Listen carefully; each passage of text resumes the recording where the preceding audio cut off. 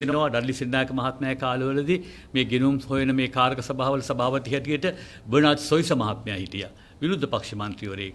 හේතුව වගවීම තියෙන්න ඕනේ. විනිවිද පෙනීම තියෙන්න ඕනේ. විවෘත බව තියෙන්න ඕනේ. ඒ නිසා නමුත් ඒ අවකාශයට දොරගුළු දාලා මේ ආණ්ඩුව තමන්ගේම පක්ෂ මන්ත්‍රීවරුන්ව ඒ කමිටුවල සභාපතිවරු හැටියට පත් කරගත්තා. මහාචාර්ය චෛත්‍ය හේරත් මහත්මයා, අනුරයාප මහත්මයා.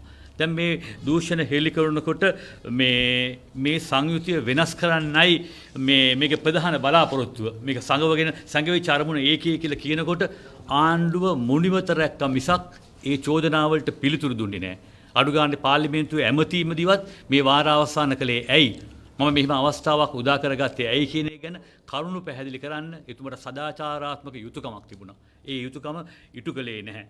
පාර්ලිමේන්තු ප්‍රජාතන්ත්‍රවාදයේ තියෙන මේ ප්‍රධාන දෙයක් මම අහලා තියෙනවා එක්තරා වියතෙක් ඒ කාලේ කියලා තිබුණා පාර්ලිමේන්තු ප්‍රජාතන්ත්‍රවාදය තුල පාර්ලිමේන්තුව කියන්නේ ජනතාවගේ හඬ, ජනතාවගේ ඇහැ, ජනතාවගේ කන කියලා. ඒ කියන්නේ ජනතාව වෙනුවෙන් හඬ නැගීම, සියල්ල දිහා අවදියෙන් බලා ඉඳීම, ඇහුම්කන් දීම මේ සියල්ල පාර්ලිමේන්තුව කරන්න ඕනේ. මේ රටේ මහා ආර්ථික අර්බුදයක් ඇති වෙලා තියෙන වෙලාවක පාර්ලිමේන්තුවට දොරගුළු ලාන්න ජනාධිපතිතුමා මේ තීන්දුව කෙරුවා. මේක තමයි ප්‍රශ්නය. එතුමා ඒකට පිළිතුරු දුන්නේ නැහැ. මේක අවාසනාවන්ත තත්වයක්. මහාචාර්ය චෛත්‍ය හේරත් මහත්මයා, අනුරයාපා මහත්මයා ආයි සභාපති දුර වලට පත් වෙයිද නැත්නම් Tamanට එහෙයි කියන තාලේ උදවියව නැවත සංයුතිය වෙනස් කරයිද? අපි ඉවසලා බලමු. මොකද ජනාධිපතිතුමාගේ මේ අරමුණ කියලා. රටකට හැබැයි ආණ්ඩුවකින් වෙන්න ඕනේ, පාලනයකින් වෙන්න ඕනේ ජනතාවගේ ජීවිත ඉදිරියට ගෙන යන එක. ආපස්සට ගෙනියන එක නෙමෙයි. දැන් අවුරුදු දෙකක් අවසానයි මේ ආණ්ඩුවේ. ශේෂපස්ත්‍රය අරන් බලන්න. රිනද ධනද වැඩි. මේක තීන්දුව කරන්න ඕනේ ජනතාව. මම කියනවා වැඩි දුර යන්න එපා. ජනාධිපතිතුමාගේ කතාව එතුමාගේ මූණු පොතේ පළ කරලා තියෙනවා. ඒ පිටුවට යන්න. ජනමතය තමයි දර්ශකය. ජනතාවගේ හඬ තමයි දර්ශකය. කරුණාකරලා මිනිස්සු ප්‍රතිචාර දක්වලා තියෙන විදිය දිහා විනාඩි ගාණක් අරගෙන බලන්න කියලා මම තමුන්නාසට ආරාධනා කරනවා. සුරංගනා ලෝක වලට ජනතාව රැවටෙන්නේ නැහැ. අද ජනතාව බුද්ධිමත්. ප්‍රතිචාර දක්වලා තියෙන හැටි දිහා බලන්න. ඊටම ලැජ්ජයි ඒ තත්ත්ව ගැන. තව දුරටත් රෝස මල් පින්තූර හදන්න පෙන්වන්න සූදානම් වෙන්න එපා කියලා ආණ්ඩුවෙන් අපි ඉල්ලන්නට කැමතියි. මේක මේ ජනාධිපතිතුමා කතා කළේ මොනවද මේකද? එතුමා කතා කළේ මේ රටේ මිනිස්සුන්ගේ දැවෙන ප්‍රශ්න වලට ඇමතීමක් මේ කතාවෙන් සිදු වෙලා නැහැ. ඒවා විසඳන්න යාම ගැන කතා කළේ නැහැ. හරියට සුරංගනා ලෝකයේ ඉන්න ජනාධිපතිවරයෙක් කතා කරනවා වගේ එතුමා මේ කතා කළේ. පැකේජයක් ගැන කතා කළා, අසහන පැකේජයක් ගැන. අයවැයේ ඒවට ප්‍රතිපාදන නැහැ. මුදල් අනුමැතියක් නැහැ. කොහොමද මේ මුදල් හොයාගන්නේ? මිනිස්සුන්ව තව දුරටත් මේ රවටන්න කටයුතු කිරීමක් තමයි අපි දැක්ක ඉඳගෙන. අත්‍යවශ්‍ය ආහාර එනවා, නැවෙන් ගොඩ බාන්න විදියක් නැහැ. සල්ලි නැහැ. තෙල් ටික එනවා, නැවෙන් ගොඩ බාන්න විදියක් නැහැ. මේ සල්ලි නැහැ. බෙහෙත් ටික එනවා, අත්‍යවශ්‍ය ද්‍රව්‍ය, බෙහෙත් ද්‍රව්‍ය 80ක විතර ලොකු හිඟයක් තියෙනවා කියලා මාධ්‍ය හෙළි කරනවා. බෙහෙත් ටික ගෙන්න ගන්න පුළුවන් කමක් නැහැ. සල්ලි නැහැ. නමුත් අර අසූචි නැවට බිලියන 6කට වැඩි මුදලක් ගෙවනවා. අපට හම්බ වෙච්ච දෙයක් නැහැ. පෝර ටිකක් නැහැ, නිකන් දෙනවා. මේ වැරදි, මේ අසාධාරණ ගනුදෙනු කලේ කවුද? මේ ජනතාවගේ සල්ලි මේ විදියට මංකොල්ල කන්න ඉඩ දුන්නේ කවුද? ගජමිතුරන්ට. විවාහයක් තියනවද? මේ ගැන ගන්න පියවර ගැන ජනතාව දැනුවත් කරනවද? මේවා දිහා අත් දෙක බලාගෙන ඉන්න වගකීමක් තියෙන පුරවැසියෙක්ට පුළුවන්කමක් තියෙනවද? මම මතු කරනවා. මිනිස්සුන්ගේ සල්ලිත් එක්ක මේ සෙල්ලම් කරන්නේ. ගජමිතුරු ධනවාදී නිමාවක් ඇති කරන්න දැන් කාලේ හරි. ඒ මදිවට ඩොලර් මිලියන 500ක ස්වෛරී බැඳුම් කර ගෙවපු බව කියනවා ආණ්ඩුව ඉඳගෙන. මේ රටේ ඉන්න ඉහළම ආර්ථික විශාරදයෝ 100%ක්ම කිව්වේ මොකද්ද? ප්‍රතිව්‍යුහගත කිරීමකට යන්න. දැම්ම මේක කරන්න එපා. අනතුරු ඇඟෙව්වා. මෙහෙම ඒ සල්ලි ටික ඔක්කොම ගෙවන්න පටන් ගත්තොත් මේ වගේ දේවල් වලට අත්‍යවශ්‍ය ද්‍රව්‍ය ගෙන්න ගන්න බැරි වෙනවයි කියලා. නීතිඥ සංගමයේ ලංකාවේ මොකද්ද කිව්වේ ඉඳගෙන? කරුණාකරලා මේ පිළිබඳ විශාරදයොත් එක්ක සාකච්ඡා කරන්න. ඒගොල්ලන්ගේ උපදෙස් ලබා ගන්න. ඒ අනුව කටයුතු කරන්න කියලා. ඒවා මායිම් කළේ නැහැ. හැම දෙයින්ම ගජ මිතුරන්ට ලබා දෙන මේ ප්‍රතිලාභ ලබා දීමේ ප්‍රතිපත්තියක ආණ්ඩුව පිළිහිట్లా වැඩ කරලා තියෙන්නේ. ඒගොල්ලන්ගේ ප්‍රමුඛතාවය මේ රටේ ජනතාව නෙවෙයි. ඒගොල්ලන්ගේ ප්‍රමුඛතාවය තමන්ගේ ගජ මිතුරු. අද බලන්න ගොවීන්ගේ ගොවි ප්‍රදේශයකින් එන්නේ හැරිසන් මැතිතුමා. එතුමා මේ කරුණු ගැන විස්තර කරයි. අද ගොවීන්ගේ ආදායම් නැති වෙලා තියෙනවා. අපේ වී නිෂ්පාදනයේ කඩා වැටිලා. අපේ එළවලු නිෂ්පාදනයේ කඩා වැටිලා. තේ නිෂ්පාදනයේ කඩා වැටිලා. අපේ අපනයන ආදායම් නැති වෙලා තියෙන්නේ. ගෑස් හිඟයක් තියෙනවා. ගෑස් හිඟයක් තියෙනවා. ගෙවල් වල ආරක්ෂාවක් නැහැ. අද තාක්ෂණික යුගයකට යන එක ඊගාව සීවසට යන මේ අධ්‍යාපන ක්‍රමයක් ගැන මේ සියල්ල ගැන කතා කරන්නේ. අපි ගෑස් වෙනුවට දරලිපක් තියෙන යුගයකට අපේ රට ප්‍රවේශ කරලා තියෙනවා. ආහාර හිඟයක් පිළිබඳ, සාගතයක් පිළිබඳ අනතුරු ඇඟවීම් තියෙනවා. රටින් එනවා, ලෝකෙන් එනවා මේ ඇඟවීම් ටික. බඩු හිඟය වැඩි වෙලා, ජීවන වියදම දරන්න බැරි තත්ත්වයකට ගිහිල්ලා, දුප්පත්කම ආදායම් පරතරේ වැඩි වෙලා තියෙන්නේ. අවුරුදු තිබිච්ච ආදායම් පවා බදු සහන දීම තුළ බදු සහන දීම තුළ නැති කරගෙන තියෙනවා. ඉතින් මන්ද පෝෂණය වැඩි වෙලා, සොරකම් වැඩි වෙලා මේ ඔක්කොම කොවිඩ් වල එක මේ ගෙනුමට බැර කරන්න ආණ්ඩුවට පුළුවන් කමක් නැහැ. අපේ කලාපේ අනෙක් රටවල් දිහා බලන්න. මොකද වෙලා තියෙන්නේ? අපේ කලාපේ අනෙක් රටවල් ඍජු ආයෝජන මහා පරිමාණයෙන් වැඩි කරගෙන තියෙනවා. ඇෆ්ගනිස්තානයේ හැරෙන්න අනෙක් හැම රටක්ම. සිංගප්පූරුව, මැලේසියාව වගේ රටවල් වලට යන්න ඕනේ නැහැ. මාලදිව ගන්න, බංග්ලාදේශ ගන්න, වියට්නාමේ ගන්න ඍජු ආයෝජන වැඩි කරගෙන තියෙනවා ඒ රටවල්. ඒ වගේම ඒගොල්ලන්ගේ විදේශ සංචිත ඇෆ්ගනිස්තානයේ හැරෙන්න අනෙක් හැම රටක්ම හොඳින් කළමනාකරණය කරගෙන තියෙනවා, වර්ධනය කරගෙන තියෙනවා. එච්චරක් නෙවෙයි. කොවිඩ් වලින් බිලිවෙච්ච ජීවිත ටික හරි බලන්න. ප්‍රතිශතයක් හැටියට මේ කලාපේ වැඩියෙන්ම කොවිඩ් වසංගතයේ හින්දා ජීවිත බිලි ඇෆ්ගනිස්තානය. දෙවෙනි තැන ඉන්නේ කවුද? ශ්‍රී ලංකාව. දෙවෙනි තැන ඉන්නේ කවුද? ශ්‍රී ලංකාව. ඇයි මේවා තමන්ම නිර්මාණය කරගත දේවල්. වැරදි ප්‍රතිපත්ති, වැරදි තීන්දුව. ඒ කාලේ එන්නත ගැන කතා කරනකොට පාර්ලිමේන්තුවේදී ආණ්ඩුවේ ඇමතිවරුම විහිළුවට ලක් කළා එන්නත. මුකාර මුහුණු ආවරණ ගේන්න කියලා කිව්වම hina වුණා ඉඳගෙන. ජනාධිපතිතුමා මොකද්ද කිව්වේ? ජනාධිපතිතුමා කතා කරනකොට කිව්වේ යුද්ධය ඉවර කරව මට මේක ලොකු ප්‍රශ්නයක් නෙවෙයි කියලා. එතුමා ඉඳන් කිව්වේ. ඉතින් මේ විදියට තමයි මේගොල්ලන්ගේ ආකල්ප තිබුණේ. අර පැණිය මුට්ටිය මේ වගේ මිත්‍යාවල් පස්සේ ගියේ. ඒ නිසා තමයි මෙච්චර ජීවිත ගාණක් අපේ රටේ මේ කලාපේ වැඩිම ජීවිත ගාණක් බිලි දුන්නේ කොවිඩ් නිසා. ඇෆ්ගනිස්තානය ප්‍රතිශතය දෙවෙනි තැන, ශ්‍රී ලංකාව. වග කියන්න ඕනේ ආණ්ඩුව. මම ඇඟිල්ල දික් කරනවා ආණ්ඩුවට මේ ජීවිතවලට ඒගොල්ලෝ වග කියන්න ඕනේ කියලා. ගෑස් ගජමිතුරන්ව ප්‍රතිලාභ දෙන්න ගත තීරණ හින්දා අද ගෙවල් වල කෑම ටිකක් උයා ගන්න බැරි තත්ත්වෙට ජීවිත ආරක්ෂාව ප්‍රශ්නයක් වෙලා තියෙනවා. රජය මේවට වග කියන්න ඕනේ. සමායින්න.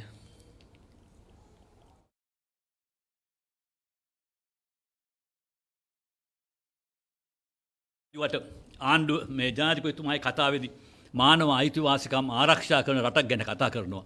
ජාත්‍යන්තරයේ හනට කන්දීමක් ගැන කතා කරනවා. මොකද්ද වෙන්නේ දෙන්නේ?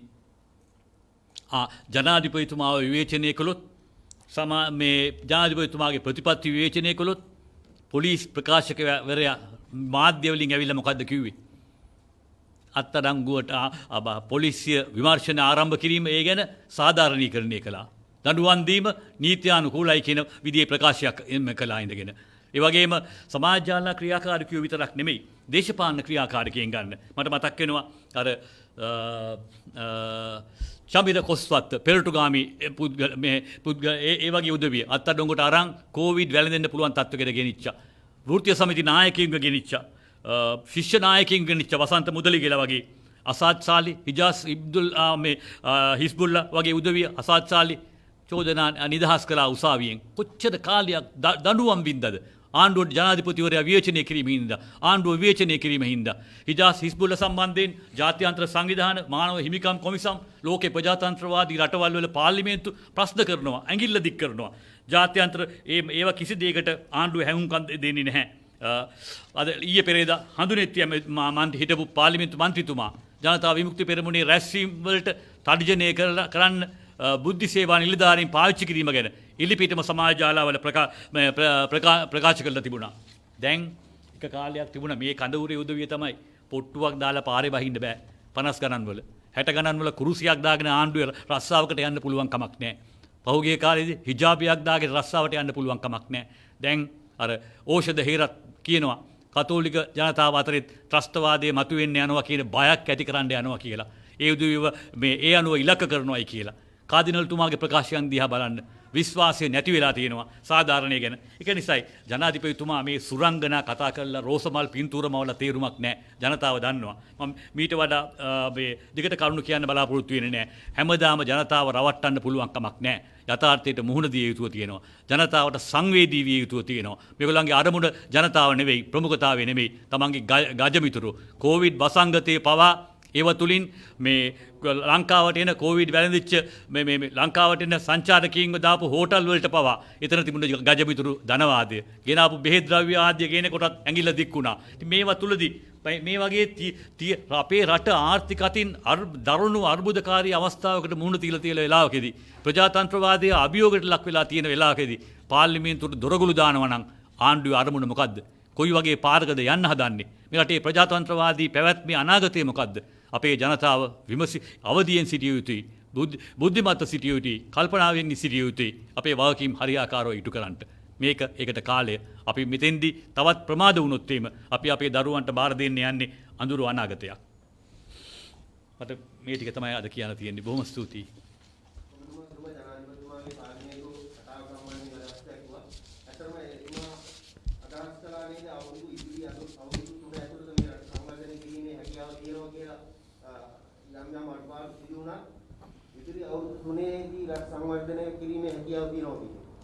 මම ප්‍රශ්න කරන්නේ ප්‍රතිපත්තිය. මම ප්‍රශ්න කරන්නේ යන ගමන් මාර්ගයේ. හිස් වචන වැඩක් නැහැ. භාවිතයයි අවශ්‍ය. එතුමා කියනවා අධිකරණයේ ස්වාධීනත්වය, විනිශ්චයකාරවරුන්ගේ ස්වාධීනත්වය, කුසලතාවය ගැන. දෙයියනේ කොච්චර ජ්‍යෙෂ්ඨ විනිශ්චයකාරවරුන්ට ඉන්දැද්දි පහළ උදවිය ඉස්සරහට ගෙනිච්චද? ඒ උදවියගේ සම්පූර්ණ වෘත්තීයමය අනාගතය නැති කරලා දාලා තියෙනවා. හිස් වචන වැඩක් නැහැ. දැන් මේ ටින්කර් කරන්න පුළුවන් කාලයක් නෙවෙයි වාහනේ. ටින්කර් කරපු කාලේ ගියා. අවුරුදු දෙකක ශේෂපත්‍රය ඉදිරිපත් කළ යුතුව තියෙන්නේ. ඒ වෙනුවට සුරංගනා කතා, රෝසමල් කතා ඉදිරිපත් කළ තේරුමක් නැහැ. භාවිතය, ප්‍රතිඵල මොකද්ද කියලා බලන්න. ලෝකේ මේ කලාපයේ අනෙක් රටවල් ඔක්කොම කොවිඩ් වසංගතය තුල ආයෝජන වැඩි කරගනිද්දි, කොවිඩ් වසංගතය තුල විදේශ සංචිත මේ පාලනය කරද්දි අනෙක් රටවල් කොවිඩ් වලින් ජීවිත බිලිදීම මේ අපේ රටත් එක්ක සංසන්දනය කරනකොට අපේ කලාපේ වැඩියෙන්ම ජීවිත බිලිදුන්න රට ඇෆ්ගනිස්තානය හැරෙනකොට ලංකාවට පත් කරලා තියෙනවා. ඉතින් මේවා ඉදිරියේ මේ මිනිස්සුන්ගේ ජීවත් වීම, ජීවන වියදම, දුප්පත්කම වැඩිවීම, බඩුහිඟේ ජීවන වියදම මේවා විසඳන්නේ කොහොමද කියන එක ගැන ප්‍රතිපත්තියක් නැහැ, දැක්මක් නැහැ. ගැසට් එකක් වුණත් අද එක තීන්දුවක් ගන්නවා, සුමානෙන් ඒ තීන්දුව වෙනස් කරනවා. මේ ගැසට් කීයක් ඒ විදිහට වෙනස් කරලා තියෙනවද? එහෙනම් ටින්කරින් වලින් දැන් විසඳුම් දෙන්න පුළුවන් කමක් නැහැ. දැක්ම මොකද්ද? ප්‍රතිපත්තිය මොකද්ද? ඒකයි හෙලිකල යුතුව තිබුණේ. ඒ වගේම ආයතන කීපයකම අපි දැක්කා සභාපතිවරු ඉවත් වෙනවා වගේ. දෙයක් එතකොට එතෙන්දී උතුමා ගැන ඔක්කොම ඉදිරිපත් වෙන දැන් බලන්නකො මේ ඉවත් වෙන කට්ටිය ඔක්කොම වියත්මගේ උදවියනේ, දැනුවත් උදවියනේ. පාර්ලිමේන්තුව දිහා බලන්නකො. පාර්ලිමේන්තුවේ ඉන්න උපාධිධරයෝ ටික, නීතිඥවරු ටික, උගත් උදවිය නිහඬයි. ඒගොල්ලෝ කඩේ යන්නේ නැහැ. ඒගොල්ලෝ ආණ්ඩුවේ වැරදි විවේචනය කරනවා. ඒකට එළියට යන්න සිග්නල් එක ලැබෙනවා ඉඳගෙන. ප්‍රධාන මේ රටේ මේ අපේ රටේ ප්‍රධාන ශේෂ්ත්‍රයන් බාරව ඉන්න, කේන්ද්‍ර ස්ථාන බාරව ඉන්න මැති ඇමතිවරු දිහා බලන්න. ඒගොල්ලන්ගේ පසුබිම දිහා බලන්න. දැනුගත් උදවිය ඔක්කොම අර දැන් හැලෙනවා. අර ගිලෙන නැවෙන් මේ පයින්නවා වගේ තමයි තත්වයක් ඇති වෙලා තියෙන්නේ. ඒ උදවිය තේරුම් ගන්න තියෙනවා. ඉදිරියේදී හුඟක් සෙල්ලම් බලන්න පුළුවන් වෙයි අපිට. දැන් එතකොට රටේ ජනතාව තුනෙන් දෙකක බලයක් දීලා ජනාධිපතිවරයාට බලයක් දුන්නා. ජනතාව දැනගෙන හිටියා. එතකොට 19 වෙනි සංශෝධනය කරලා 20 ගේන කියන කාරණාව ජනතාව දන්නවනේ උදාහරණයක්. එතකොට ඔහුට බලයක් තියෙනවා මේ සභාපතිවරු නිවත් කිරීම සහ මේ කරන කාරණා. එතකොට ජනතාව දුන්න ආශිර්වාදයක් නෙමෙයිද? නෑ, ජනතාව දුන්න බලය ගැන මම අභියෝග කරන්නේ නෑ. නමුත් තමන්ව බලයට පත් කරන්න වැඩ කරපු වියත්මගේ උදවිය ඉල්ලා අස්සෙන්නේ. වෙන උදවිය නෙමෙයි මේ ඉල්ලා අස්සෙන්නේ. සිවිල් සේවයේ උදවිය ඉල්ලා අස්සෙන්නේ. ඇයි ඉල්ලා අස්සෙන්නේ? ලංකාවේ ඉතිහාසයේ කිසිම කාලෙක මේ විදියට මේ සභාපතිලා අධ්‍යක්ෂවරු අස්වෙච්ච වියක් හිතා ගන්නවත් බෑ මට. කිසිම කාලෙක තිබුණේ නෑ. ඇයි මේ? හිතන්න වෙනවා. සමහර පාලියකම් වලට තමන්ගේ හෘද සාක්ෂියට අනුව වැඩ කරන්න පුළුවන් කමක් නැහැ. විශ්‍රාමකීය තමන්ගේ හිතවත් හමුදාවේ ඉන්න නිලධාරි මහතුරු වගේ උදවිය දානවා. සිවිල් සේවයට කරන අගෞරවයක් මේ රටේ. බ්‍රැඩ්මන් වීරකෝන්ලා, DPI සිරිවර්ධනලා කොච්චර අයිලා පෙරුම් මහත්මයලා වගේ කොච්චර කීර්තිමත් සිවිල් සේවකයෙක් ලෝකේ ගෞරවය දිනාගත් සිවිල් සේවයක් අපිට තිබුණේ. අද මොකද වෙලා තියෙන්නේ? තවන්ට අවශ්‍ය විදිහට නටවන්න හදනවා. හෘද සාක්ෂියට එංග නැති ඉඳ එළියට යනවා. ඒක තමයි පේන්නේ. අස්වෙච්ච උදවියගේ පසුම දිහා බලන්න. ඔක්කොම දැනුගත් උදවිය. ඉක්ටා එකේ අනික හැමතැනම දැනුගත් උදවිය. මේ කලකිරීම මම කියන්නේ ටින්කර් කරලා පැලැස්තර දාලා අලවන්න පුළුවන් තැනකට ඇවිල්ලා නැහැ. දැක්මක් නැතිකම, ප්‍රතිපත්තියක් නැතිකම, ගජමිතුරු ධනවාදය, තමන්ගේ පැවැත්ම මේ කල්ලියක්, ගෝත්‍රික පාලනයක්, වැඩවසම් පාලනයක්, වැඩවසම් සිතුම් පැතුම්. මේක ඉවසන්න වාකිය යුතු පුරවැසියන්ට මේක තවදුරටත් ඉවසන්න පුළුවන් තත්ත්වයක් නෙමෙයි. ඒකයි මේ පේන්නේ.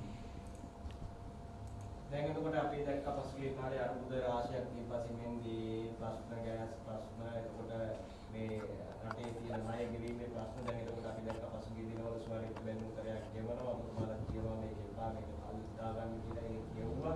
එතකොට ඊයේ දවසේදී තෙල් නැවුවට ගෙවලා දැන් තෙල් ගන්නවා රට ඇතුළට දැන් සිමෙන්ති අනායනය කරුවෝ කියන සිමෙන්තියෙන් ඉවරයි දැන් අපිට සිමෙන්ති සප්ලයි කරන්න පුළුවන්. දැන් මේකෙන් එන පොඩ්ඩක් ප්‍රශ්න අඩු වෙගෙන එනවද එහෙම නැත්නම් මේක මවාපෑමක් කොහොමද මුකුණලා දකින්නේ? ජනතාවගේ අහන්නේ ඒක මම කිව්වේ.